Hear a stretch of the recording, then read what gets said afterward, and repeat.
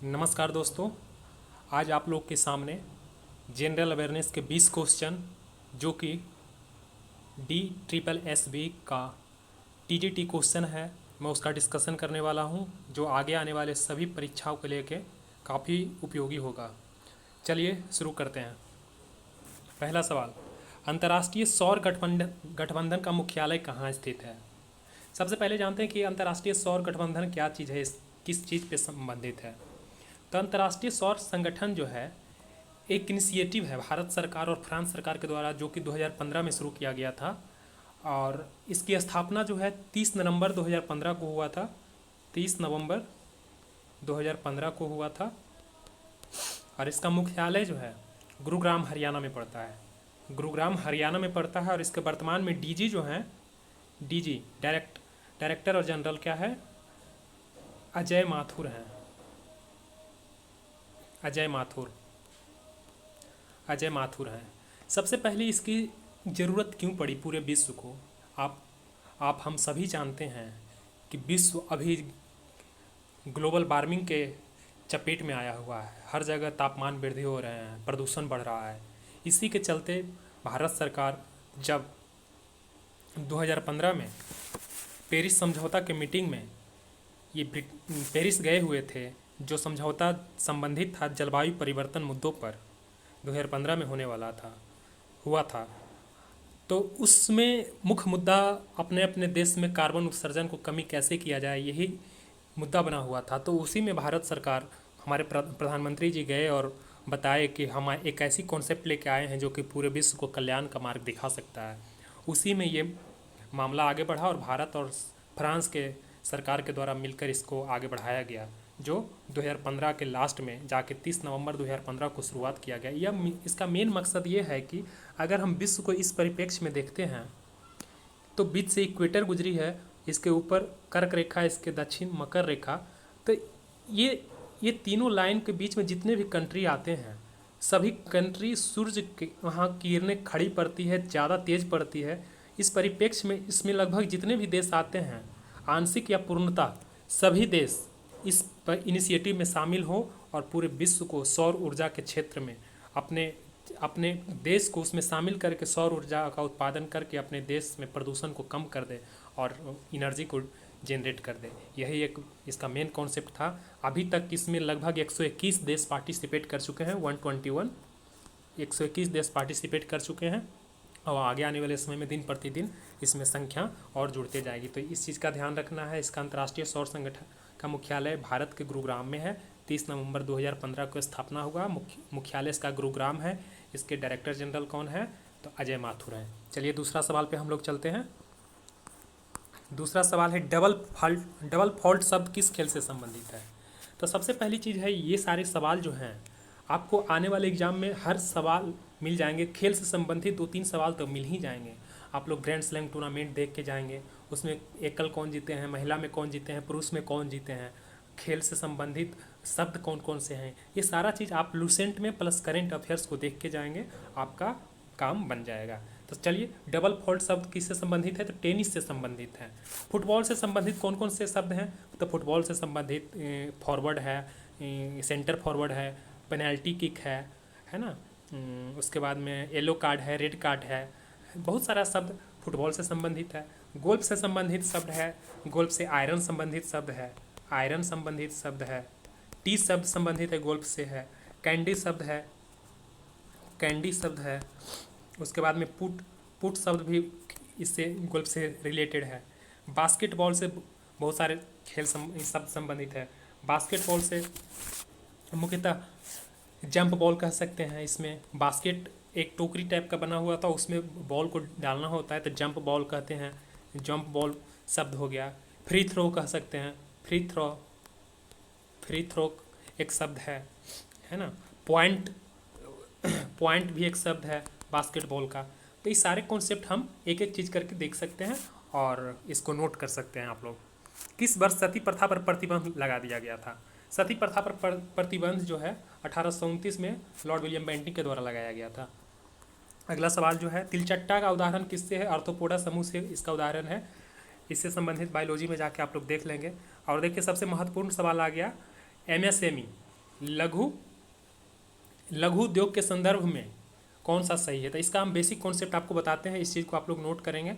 सवाल बहुत आसान है, इतना आसान सवाल आप लोग नहीं देखे होंगे। एमएसएमई, इसका कॉन्सेप्ट जो है, एमएसएमई का मतलब होता है medium small, micro small medium enterprises, है ना। तो इसको सीधा सा आप उदाहरण के तौर पर देखिएगा, माइक्रो इतना छोटा होगा, स्मॉल उससे थोड़ा बड़ा होगा, और मीडियम थोड़ा इससे बड़ा होगा।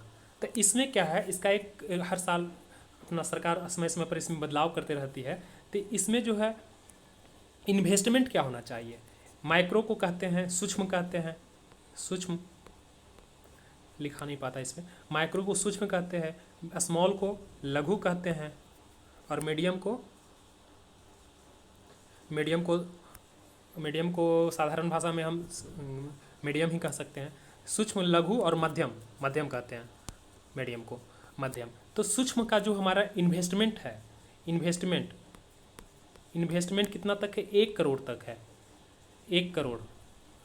और टर्नओवर इसका क्या है, टर्नओवर 5 करोड़ तक है। उसी तरह से लघु का इन्वेस्टमेंट क्या है, 10 करोड़ तक है, और इसका टर्नओवर कितना है, 50 करोड़ तक है। उसी तरह से मध्यम का टर्नओवर कितना है, इन्वेस्टमेंट का क्या रेट है, 50 करोड़ है, और टर्नओवर क्या है इसका, 250 करोड़ है। अब समझिए, इसमें क्वेश्चन कह रहा है लघु उद्योग के संदर्भ में, तो सूक्ष्म, लघु और मध्यम। तो इसमें इन्वेस्टमेंट 10 करोड़, 1 करोड़ है, 10 करोड़ है, 50 करोड़ है, टर्नओवर इसका है 5 करोड़, 50 करोड़, 250 करोड़। तो पहला ऑप्शन, पहला कथन पढ़िए, संयंत्र और मशीनरी या उपकरण में निवेश जो है 10 करोड़ रुपये से अधिक नहीं होता है, 10 करोड़ रुपये से नहीं होता है, नहीं, ठीक है। लघु के बारे में बात कर रहा है, 10 करोड़ ही इसमें इन्वेस्टमेंट होता है, चलिए ठीक है। सेकेंड ऑप्शन है, वार्षिक कारोबार 5 करोड़ रुपये से अधिक नहीं होता है, नहीं, कारोबार जो है 50 करोड़ तक होता है, इसलिए पहला ऑप्शन सही है और दूसरा गलत है। तो पहला सिर्फ सही है, तो 4 सही हो जाएगा। उम्मीद करते हैं ये सवाल आप लोग समझे होंगे। चलिए आगे देखते हैं। भारत में आने वाले पहले यूरोपीय कौन थे? तो इतना तो पता है कि पुर्तगाली सबसे पहले भारत आए थे, लेकिन देखिए आने का जो क्रम है, सबसे पहले कौन आए थे, पुर्तगाली आए थे। उसके बाद कौन आए थे, डच आए थे। उसके बाद कौन आए थे, अंग्रेज आए थे। उसके बाद कौन आए थे, डेनिश आए थे। उसके बाद कौन आए थे, फ्रांसीसी आए थे, फ्रांसीसी आए थे। उसके बाद कौन आए थे, स्वीडिश आए थे, स्वीडिश आए थे, स्वीडिश आए थे। तो एक चीज़ इसमें ध्यान रखना है, पुर्तगाली सबसे पहले आए, डच आए, अंग्रेज आए, डेनिश आए, फ्रांसीसी आए और स्वीडिश आए। तो इसमें जो है सबका आने का क्रम है, पुर्तगाली 1498 ईस्वी में आए, है ना, और डच कब आए, 1602 ईस्वी में आए। अंग्रेज कब आए, तो सबका एक सीक्वेंस बना है। लेकिन डचों के जो है, डचों के अंग्रेजों से पहले भारत आने के बावजूद भी है, भारत पुर्तगाली के बाद डच आए, लेकिन अंग्रेजी ईस्ट इंडिया कंपनी जो है 1600 ईस्वी में गठन कर दिया गया था, जबकि इसका जो है डच का 1602 में किया था। एग्जाम में हमेशा क्वेश्चन पूछता है डच ईस्ट इंडिया कंपनी और east India company, British east India company का स्थापना के डेट पूछता है। तो ये चीज़ हम लोग ध्यान रखेंगे, ये बहुत इंपॉर्टेंट है।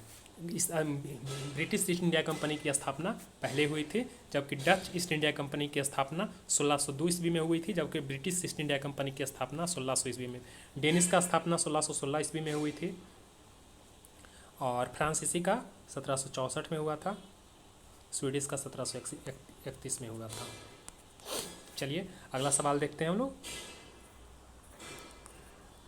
500 रुपये के महात्मा गांधी की नई श्रृंखला के नोट का रंग कैसा है?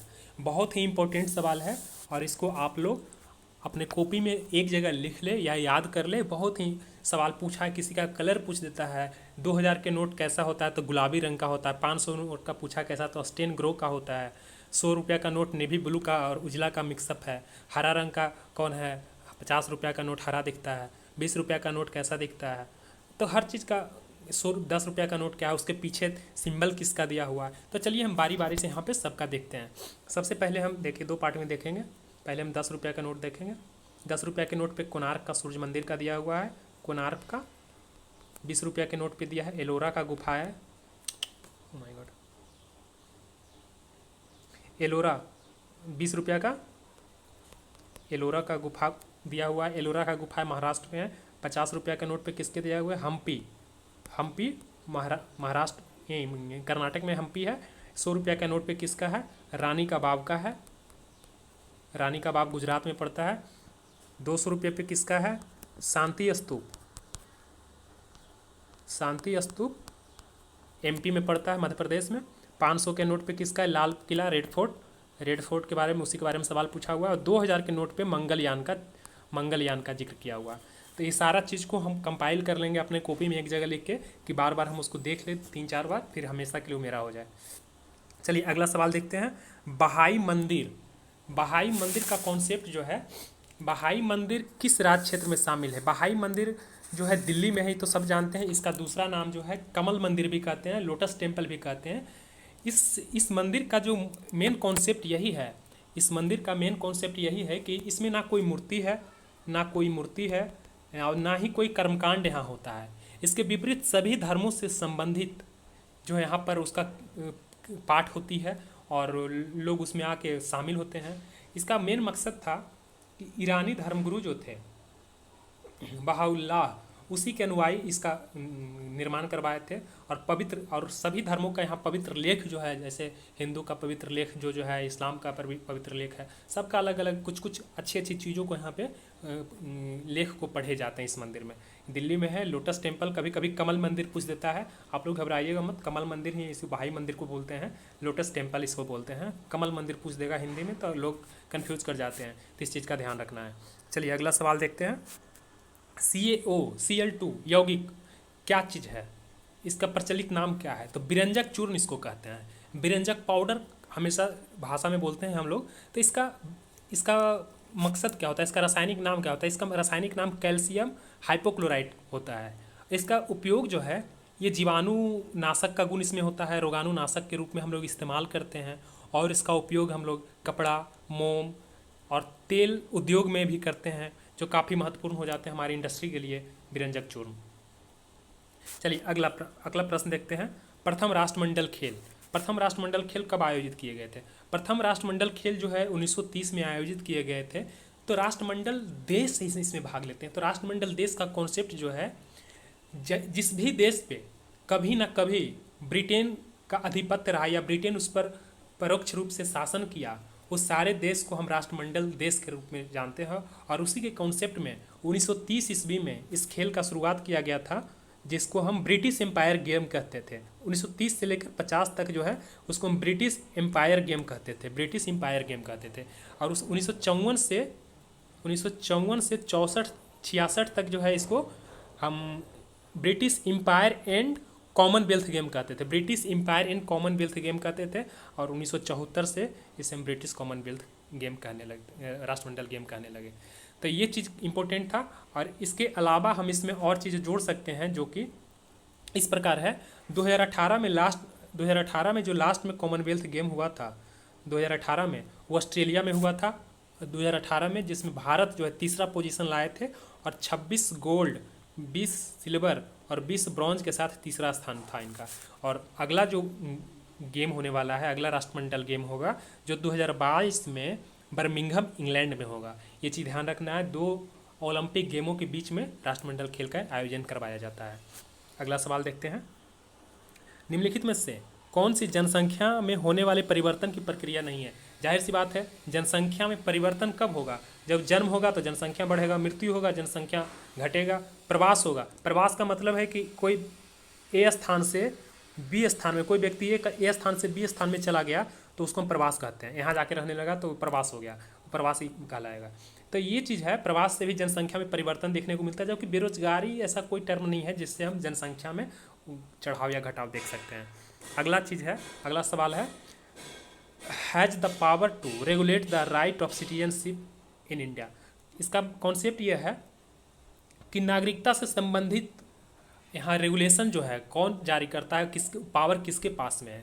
तो जाहिर सी बात है, नागरिकता से संबंधित जितना भी पावर है नागरिकता से संबंधित, वो भारत के पार्लियामेंट में है, संसद भवन में है। ना इसमें प्रेसिडेंट का रोल है, ना प्राइम मिनिस्टर का रोल है, ना सुप्रीम कोर्ट के है। प्रेसिडेंट अगर पार्लियामेंट में कोई सिटीजनशिप के लेके कानून बन जाता है, उसका मेन बॉडी है पार्लियामेंट, उसमें शामिल तो है सब, लेकिन पार्लियामेंट इसका मेन बॉडी होंगे। अगला देखिए, अगला सवाल जो है, निम्नलिखित में से किसने यह नारा दिया था, स्वतंत्रता मेरा जन्मसिद्ध अधिकार है और मैं इसे लेकर रहूँगा? बाल गंगाधर तिलक। और महात्मा गांधी क्या दिए थे, करो या मरो, सारा कुछ को देख लेना है। लाला लाजपत राय क्या बोले थे? पूर्वी घाट का सबसे ऊंची चोटी कौन सी है? अब देखिए, पूर्वी घाट और पश्चिमी घाट, पूर्वी घाट और पश्चिमी घाट का कॉन्सेप्ट यहाँ पे मैं आपको बता रहा हूँ। ये काफ़ी संबंधित, काफ़ी चर्चा में रहता है हमेशा, पूर्वी घाट और पश्चिमी घाट। तो भारत जो है, भारत का नक्शा है, उसका हम साउथर्न पार्ट के देखते हैं, तो इस तरह से बना हुआ है। तो ये घाट को कहते हैं हम ईस्टर्न घाट, पूर्वी घाट, पूर्वी घाट। इस घाट को कहते हैं पश्चिमी घाट, पश्चिमी घाट। पश्चिमी घाट में भी इस टाइप ये पर्वत श्रृंखला बना हुआ है, पूर्वी घाट में भी है। तो पूर्वी घाट में है जो टूटा टूटा है, और पश्चिमी घाट वाला कंटिन्यूअसली है। तो इसके बीच से दामोदर, ये गोदावरी नदी जाती है। तो हर नदी के बाद थोड़ा थोड़ा टूटा है, लेकिन इसका जो बेसिक कॉन्सेप्ट है, इसका एवरेज ऊंचाई है 600 मीटर है, 600 मीटर है। और इसकी सबसे ऊंची चोटी बाई ऑप्शन तो महेंद्रगिरी है, 1501 मीटर इसकी ऊंचाई है महेंद्रगिरी की। लेकिन अरमाकोंडा, अरमाकोंडा जो है तमिलनाडु में पड़ता है, 1620 मीटर इसकी ऊंचाई है। पूर्वी घाट का सबसे ऊंची चोटी अरमाकोंडा है, जबकि ऑप्शन में वो नहीं रहने के कारण महेंद्रगिरी इसका ऑप्शन 1502 मीटर महेंद्रगिरी होगा। तो ये चीज़ ध्यान रखेंगे। और एक चीज़ और, पश्चिमी घाट में बहुत जैव विविधता पाया जाता है, जिसका ह्रास होने लगा था। बहुत जनसंख्या वृद्धि के साथ साथ प्राकृतिक संसाधन का लोग दोहन और शोषण करने लगते हैं, जिसमें सुप्रीम कोर्ट एक समिति गठित की थी, जिस समिति का नाम था माधव गौडगिल समिति, जो कि इसके संबंधित रिपोर्ट पेश करने के लिए बोला गया था। माधव गौडगिल समिति का संबंध किस चीज़ से है? तो पश्चिमी घाट संरक्षण से संबंधित है। इस चीज़ का ध्यान रखेंगे आप लोग, एग्जाम में यूपीएससी में क्वेश्चन पूछा था। चलिए अगला सवाल हम लोग देखते हैं। अगला सवाल क्या होता है? अवतल लेंस द्वारा बनाए जाने वाले प्रतिबिंब सदैव कैसा होता है? आभासी और सीधा होता है, आभासी और सीधा होता है। अगला देखिए, कितना इंपॉर्टेंट क्वेश्चन है, इसको कितना एक बार समझ लेंगे, जिंदगी में कभी नहीं आप भूलेंगे।